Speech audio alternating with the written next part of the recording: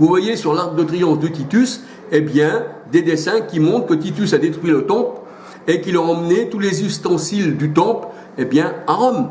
Voyez-vous ? Et c'est ce que s'appelle le temple du Titus. Parce que c'était pas le temple de Titus, pardon, c'était l'arc de triomphe de Titus. Parce que Titus avait triomphé des Juifs, alors il a fait un arc de triomphe.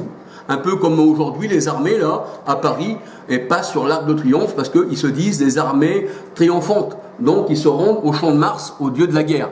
Voyez-vous ? Et le champ de Mars, eh bien, a donné son nom, Mars a donné son nom, eh bien, au mois de mars que nous connaissons aujourd'hui. Parce que tout le calendrier catholique porte les noms païens.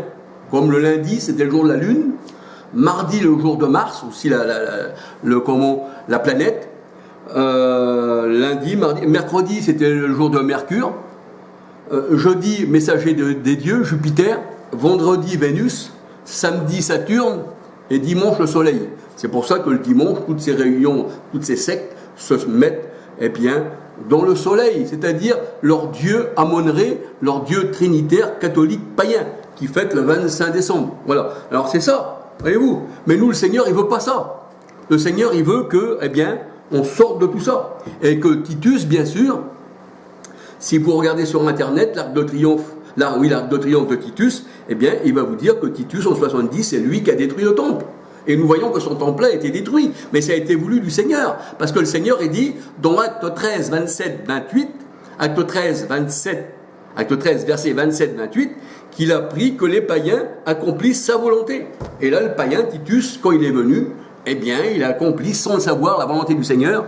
Et le Seigneur, dans Jérémie 31, verset 36, Jérémie 31, 36, il dit que si les lois devenaient à disparaître devant moi, dit l'Éternel, eh bien, je me souviendrai plus, eh bien, de Jérusalem, je me souviendrai plus d'elle, je l'abandonnerai. Et le Seigneur, il dit, eh bien, Jérusalem, aujourd'hui, Galates 4, 21 à 31, est devenue Agar, et voici maintenant, j'ai fait la nouvelle.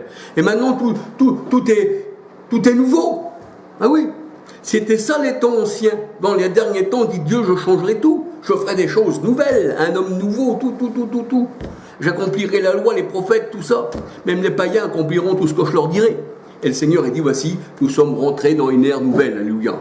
Maintenant, c'est plus ça. Maintenant, il n'y a plus rien. Maintenant, on est sous la grâce. Maintenant, il n'y a plus besoin de faire des choses pour être sauvé, parce que Christ est en nous, alléluia. Et la parole de Dieu nous dit qu'il serait enseigné comme Dieu. Je crois que c'est dans Jean 6,45 qui dit ça. Je crois, là, je vois pas trop, voilà. Mais Jean 6,45, qui serait enseigné comme Dieu. Et la parole de Dieu nous dit, eh bien, lorsque l'Esprit est venu, l'Esprit Saint, qui est en nous, eh bien, la parole de Dieu, comme nous avons lu tout à l'heure, dans Hébreux 8, eh bien, que l'Esprit, eh bien, nous enseigne toutes choses. Alléluia. Et c'est ça la gloire du Seigneur. C'est ça, être purifié par le sang du Christ. C'est de reconnaître les choses telles qu'elles sont. Mais aujourd'hui, les hommes, quand ils disent la Bible, ils pensent que le Seigneur Jésus, quand il parlait à ses apôtres, eh bien, que c'était pour eux. Alors c'est sûr qu'ils s'attendent, ils ne connaissent pas ni le jour ni l'heure. Mais ça, c'était les disciples. Mais aujourd'hui, on le voit tout ça, que tout ça s'est accompli. Alléluia.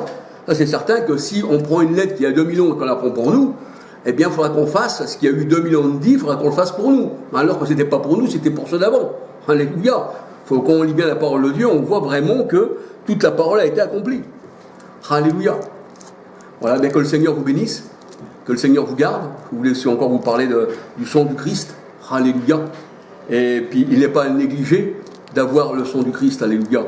Il n'est pas à négliger d'avoir le sang de l'agneau sur la porte de nos cœurs. Alléluia. Pour que le Seigneur ne détruise pas ses cœurs. Alléluia. Donc, il faut vraiment bien méditer. Si on croit simplement pour un temps sur cette terre, buvons, mangeons, car demain nous mourrons. Mais moi, je sais, j'ai 67 ans. Je ne sais pas combien de temps le Seigneur va me garder en vie. Mais je tiens à parler du Seigneur et avertir simplement. Même si pour vous, je suis devenu un ennemi, comme le disait Paul, par exemple, même le Seigneur Jésus le disait, parce que je vous ai dit la vérité, alors je suis devenu un ennemi pour vous. Voilà. C'est-à-dire que les gens sont ennemis de la vérité. Alléluia.